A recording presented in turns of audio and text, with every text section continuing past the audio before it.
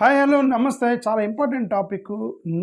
NTA NTA పెంట పెంట చేసి ఎన్టీఏ మొత్తం కూడా గబ్బు గబ్బు అయిపోయి ఇప్పుడు ఎందుకు ఎన్టీఏ ఈ నేషనల్ టెస్టింగ్ ఏజెన్సీ అనేది అసలు ఎవరు పెట్టమన్నారు? 2017లో మోడీ గారి గవర్నమెంట్, ఇది 2017 అయినా 2017లోనూ ఎప్పుడో పెట్టారు, ఎన్టీఏ పెట్టారు. ఓకే, 2017లో ఎన్టీఏ అని నేషనల్ టెస్టింగ్ ఏజెన్సీ అని. ఏమంటే గతంలో ఇది చాలా ప్రమాదం అండి. ఇదేంటి one nation one election, okay, one nation one university, one nation one controlling unit, one nation one leader, one nation one party, ఇవన్నీ కూడా వచ్చేస్తాయి. Okay, one nation one God, one nation one religion, ఇవన్నీ వచ్చేస్తాయి. ఇవన్నీ చేస్తే ఏమవుతాయి, స్కామ్కి ఎక్కువగా అవకాశాలు దొరుకుతాయి. ఇప్పుడు గతంలో నీట్ ఎగ్జామ్ పెట్టేది యూజీసీ వాళ్ళు పెట్టేవాళ్ళు, సారీ నెట్ స్లెట్ యూజీసీ వాళ్ళు పెట్టేవాళ్ళు. నీట్ ఏమో ఏదో మెడికల్ డిపార్ట్మెంట్కి సంబంధించిన వాళ్ళు ఎవరో పెట్టేవాళ్ళు. ఓకే, తర్వాత ఈ ఎంబీఏకి సంబంధించినటువంటి ఈ కామన్ ఎంట్రన్స్ సెట్ ఇట్లాంటివన్నీ కూడా లోకల్ యూనివర్సిటీలు పెట్టుకునేవాళ్ళు, ఎవరికి వాళ్ళు ఎగ్జామ్ పెట్టుకునేవాళ్ళు స్టేట్ లెవెల్లో. వీళ్ళు ఎన్టీఏ నేషనల్ టెస్టింగ్ ఏజెన్సీని ఒకటి పెట్టి మొత్తం వాళ్ళ కంట్రోల్లోకి తీసుకున్నారు. మొత్తం వాళ్ళ కంట్రోల్లోకి తీసుకుంటే ఎంత అడ్వాంటేజ్ ఉందో అంత వినాశనం కూడా ఉంది. ఇప్పుడు ఇదే ఎగ్జామ్ ఎన్టీఏ పెంట ఏంటంటే ఈ వినాశనానికి ఎగ్జాంపులే ఇది. మొత్తం చేతిలోకి తీసుకుంటే NEET, JEE, UGC NET, CUET, CMAT, GPAT, ICMR examinations మొత్తం, ఐసీఆర్ ఎగ్జామినేషన్స్ మొత్తం వాళ్ళ చేతిలోకి తీసుకుంది ఇప్పుడు ఎన్టీఏ నేషనల్ టెస్టింగ్ ఏజెన్సీ. ఇవన్నీ తీసుకుంటే అంతటితో ఆగుతుందా? ఎన్ని ఎలిగేషన్స్, క్వశ్చన్ పేపర్ లీక్లు అని చెప్పి, చీటింగ్ చేశారని, ఇంపర్సనైజేషన్ చేశారని, ఇర్రెగ్యులారిటీస్, ఎగ్జామ్ సెంటర్లు ఇర్రెగ్యులారిటీస్ చేశారని, ఓఎంఆర్ ప్రాబ్లమ్స్, గ్రేస్ మార్కులు, ఇవన్నీ ఆరోపణలు వచ్చినాయి. కొంతమందికి 720, 720 మార్కులు రావడం మొత్తం కూడా కాంట్రవర్సీ అయింది. ఇది ఒక్కొక్కటి చూద్దాం. ఫస్ట్ కాంట్రవర్సీ ఎక్కడ మొదలైందంటే 67 మంది విద్యార్థులకి 720 మార్కులు వచ్చినాయి. అక్కడ డౌట్ వచ్చినాయి అందరికీ. 67 మంది విద్యార్థులకి 720 అవుట్ ఆఫ్ 720 నీట్లో ఎగ్జామ్ వచ్చింది. ఏదో ఒకటిద్దరికి టాపర్ గతంలో పేపర్లో వేసేవాడు, వీడి టాపర్ వచ్చి, వీడికి టాపరు 720కి 719 వచ్చినాయి, 1800 ఇట్లా వేసేవాళ్ళు. 67 మందికి 720కి 700 ఎవరైనా టాపర్ అని వేస్తారు పేపర్లో? 67 మందికి డౌట్ వచ్చింది, ఎక్కడో తేడా కొట్టింది, మొత్తానికి తేడా కొట్టి గబ్బులు అయిపోయారు. మొత్తం 1563 క్యాండిడేట్స్ని మాకు టైం లేదు అది దాన్ని గొడవ చేస్తే గ్రేస్ మార్క్ ఇస్తున్నామని గెలిపారు. ఇదంతా కూడా ఏమైంది, ప్రాబ్లం అయిపోయింది. గ్రేస్ మార్క్స్ అంతా 1563 మంది విద్యార్థులు మాకు టైం సరిగ్గా ఇవ్వలేదని వాళ్ళు కోర్టుకి వెళ్ళి గొడవ చేస్తే ఎన్టీఏ వీళ్ళు ఏం చేశారు, గ్రేస్ మార్క్ కలుపుతున్నామని గ్రేస్ మార్క్ కలిపారు.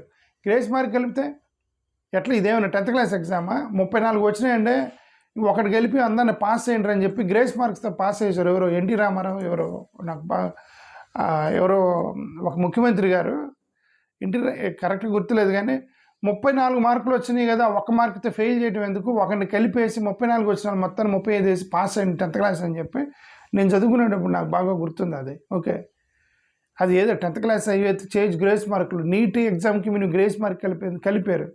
ఎవరో కోర్టుకి వెళ్ళారు, వాళ్ళకి గ్రేస్ మార్క్ కలపటం ఏందని 1563 మంది గ్రేస్ మార్క్ కలిపారని చెప్పేసి కోర్టుకి వెళ్తే కోర్టు తిట్టి క్యాన్సిల్ చేశారు. మళ్ళీ రివర్స్ చేయాల్సి వచ్చింది. లేదు గ్రేస్ మార్క్ తీసేస్తున్నామని చెప్పి రివర్స్ చేశారు దాన్ని. ఓకే, తర్వాత యాక్చువల్ ప్రాబ్లం ఇదిగో పేపర్ లీక్ దగ్గర తగిలింది. Actual problem started, paper leak అయిందని చెప్పి ఒక పెద్ద ఆరోపణ వచ్చింది. పేపర్ లీకు కాంప్రమైజ్ అయ్యారు అని. ఇన్ని ఆరోపణలు వచ్చిన తర్వాత గవర్నమెంట్ ఏం చేసిందంటే సిబిఐకి ఇచ్చింది. గవర్నమెంట్కి తెలియదు ఇదంతా జరిగిందని, గవర్నమెంట్కి తెలియదు కదా. గవర్నమెంట్కి మేము చాలా నీట్గా ఉన్నామని అనుకున్నారు వాళ్ళు. వీళ్ళంతా అపోజిషన్లు ఊరికే గొడవ చేస్తున్నారు, బట్ వాళ్ళలో కొంతమందిని అరెస్ట్ చేశారు ఇప్పటికీ, ఇవన్నీ చెప్పి సిబిఐకి ఇచ్చినాక ఇంకా గబ్బైపోయింది.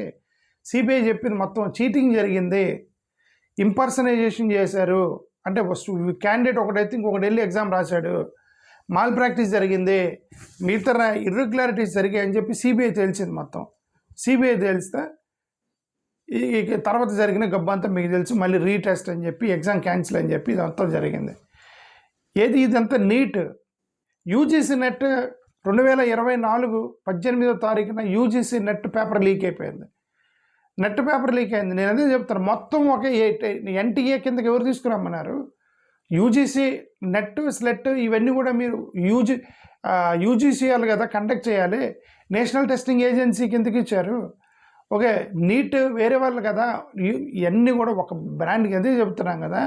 ఇప్పుడు యూనివర్సిటీలు మొత్తం ఒక కంట్రోల్ దగ్గర ఎందుకు యూజీసీ, ఐసీటీ, ఏఐసిటిఈ ఇన్నెందుకు, ఒకటి సరిపోతుందని చెప్పి మొత్తం క్లబ్ చేయడం ట్రై చేస్తారు మోడీ గారు. మళ్ళీ అది క్లబ్ చేసిన తర్వాత మళ్ళీ ఇదే మొత్తం ఇవన్నీ జరుగుతూ ఉంటాయి. ఇవన్నీ కూడా ఒక సింగిల్ హ్యాండెడ్గా జరుగుతాయి.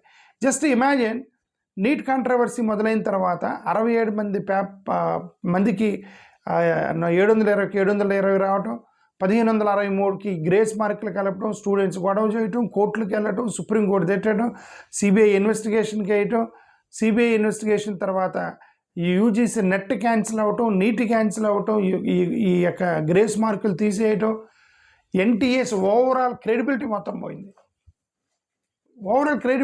మొత్తం. ఇప్పుడు 2024 నీటికి సంబంధించి సుప్రీంకోర్టు ఒక కామెంట్ చేసింది. ఏమని, నీట్ ఎగ్జాము మొత్తం లీక్ అయిందని చెప్పింది సుప్రీంకోర్టు కామెంట్.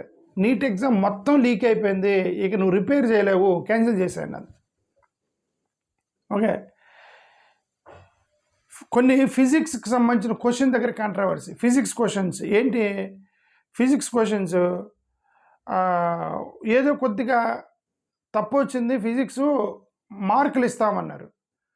ఐఐటి ఢిల్లీకి సంబంధించిన వాళ్ళని సుప్రీంకోర్టు ఈ పర్మిషన్ అడిగింది, ఏమంటే సలహా తీసుకుంది. ఐఐటి ఢిల్లీ వాళ్ళని పిలిచి, ఇదేంటంటే ఎన్టీఏ వాళ్ళు ఫిజిక్స్లో ఏదో తేడా వచ్చిందట, కొన్ని మార్కులు కలుపుతా ఉంటున్నారు, తప్పు జరిగింది కాబట్టి మార్కులు కలుపుతున్నారని ఐఐటి ఢిల్లీ వాళ్ళు అడిగితే వాళ్ళు చెప్పారు అట్లట్టే కలుపుతారని.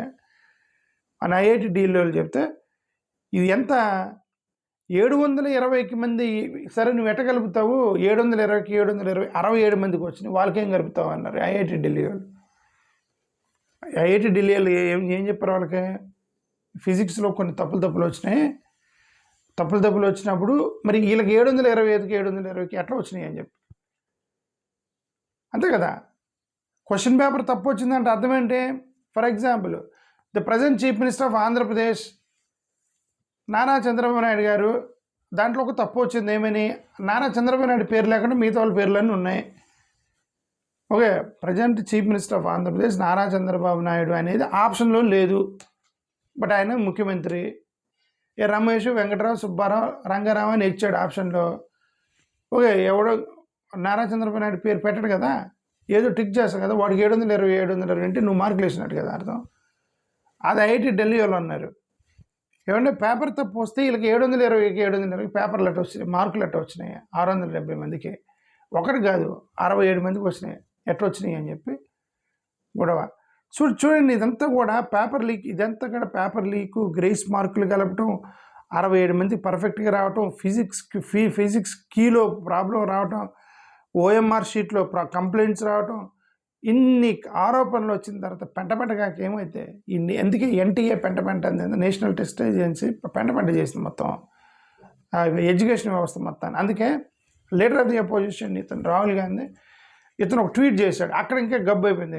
అతను ఏం చేశాడు, the entire examination system has compromised, students were paying the price because of you అని అతను టెస్ట్ చేస్తే ఇమ్మీడియట్గా మల్లికార్జున ఖర్గే తగులుకున్నాడు. ఇతను ఏమన్నాడు, the government was attempting to hide or misuse minimize the seriousness of the alleged NEET. ఇది చాలా పెద్ద క్రైమ్ జరిగింది, మల్లికార్జున ఖర్గే చాలా పెద్ద క్రైమ్ జరిగింది.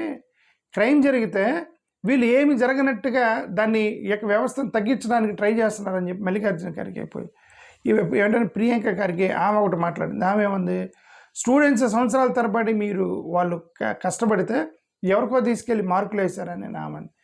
కేసీ వేణుగోపాల్ ఇతనేమన్నాడు కేసీ వేణుగోపాల్, ఎగ్జాస్టివ్ ఎంక్వైరీ చేయండి అని అన్నాడు. పవన్ కేర్, ఇదంతా కాంగ్రెస్ వాళ్ళు ఉన్నారు. ఓకే, పవన్ కేర్ ఇతనేమన్నాడు, నీట్ కాంట్రవర్సీ వ్యాపం స్కాండల్తో సమానం అని చెప్పి ఇతను అన్నాడు. ఓకే, ఆమ్ ఆద్మీ పార్టీ వాళ్ళు వీళ్ళేమన్నారు, ఆమ్ ఆద్మీ పార్టీ లీడర్స్ వీళ్ళు ఏమన్నారు,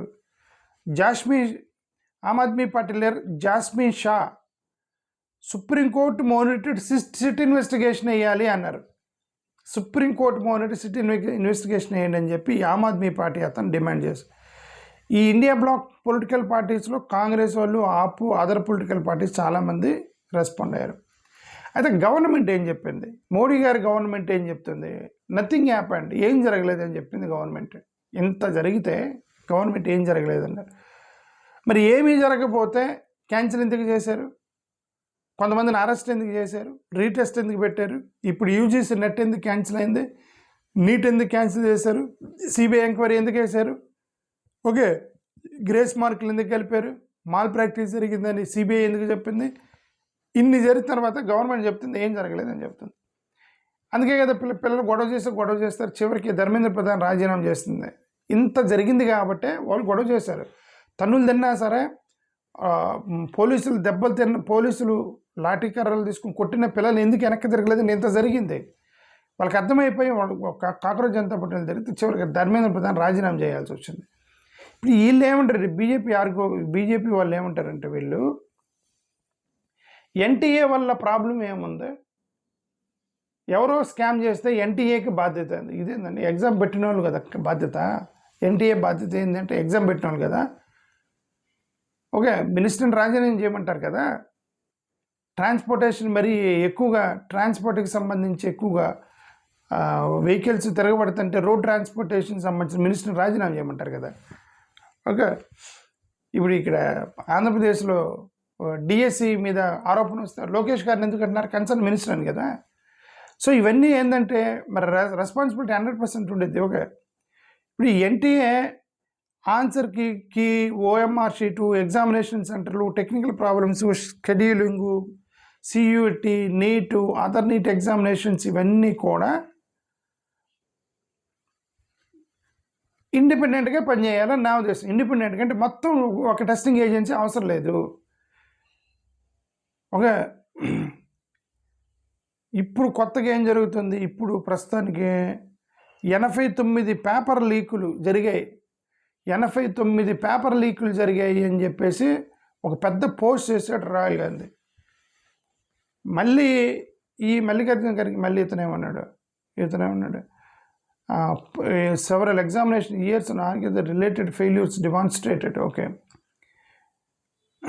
ప్రియాంక గాంధీ మళ్ళీ ఏమేముంది, మేజర్ ఎగ్జామినేషన్ కాంట్రావర్స్ కానీ. ఓకే సరే, ఇప్పుడు వీళ్ళు అపోజిషన్లో ఉన్నారు కాబట్టి వీళ్ళు కంటిన్యూస్గా మాట్లాడుతున్నారు. ఈరోజు నిన్నే జరిగిన కాంట్రవర్సీ ఏంది, నిన్న జరిగిన కాంట్రవర్సీ నిన్నేందంటే గొడవ, ఇంగ్లీషు, కామర్సు, సోషియాలజీ దీనికి సంబంధించినటువంటి నెట్ క్యాన్సిల్ చేశారు. ఇంగ్లీష్, సోషియాలజీ అండ్ కామర్స్కి సంబంధించినవి. ఎందుకంటే ఎర్రర్స్ వచ్చాయి, టైపోగ్రాఫికల్ ఎర్రర్స్ వచ్చాయి, ట్రాన్స్లేషన్ ప్రాబ్లమ్స్ ఉన్నాయి, కొన్ని క్వశ్చన్ పేపర్లు అని చెబుతున్నారు. ఓకే, చూడండి మరి, అంటే ఇంక ఏమని చెప్తారు ఇప్పుడు. సరే, ఇది మొత్తం లిస్ట్ మీద చెప్పండి. అల్టిమేట్గా నేను చెప్పేది ఏంటంటే, ఈ 1 nation 1 election, 1 NTA, 1 exam agency, okay, 1 language and 1 ఇవన్నీ 1 తీసేయాలండి. ఇదంతా కూడా ఏంటంటే ఇది పెద్ద దేశం, ఇదేమై యూకే లాగా ఒక చిన్న, యూకే ఎంత ఉండిద్దంటే మహా అయితే ఆంధ్ర తెలంగాణ అంత ఉండిద్ది, అమెరికా ఎంత ఉండిద్దండి మహా అయితే ఆంధ్ర తెలంగాణ, లేదంటే 2-3 స్టేట్ల జనాభా ఉంటారు అంతే. వాళ్ళు ఏదైనా పెట్టుకోవచ్చు, 1 నేషన్ ఏదైనా మంది ఇంత పెద్ద వ్యాస్ట్ కంట్రీలో, ఇంత పెద్ద కంట్రీలో మోరోవర్ చట్టాలు కూడా చాలా చీప్గా ఉంటాయి, రాజకీయ నాయకులు కరప్టెడ్గా ఉంటారు, ₹10 కూడా పడిపోయేటువంటి ప్రభుత్వ ఉద్యోగులు, ఇంత వ్యవస్థ ఉన్నప్పుడు ఇదంతా ఒక సింగిల్ హ్యాండెడ్గా కంట్రోల్ చేయడం కుదరదు.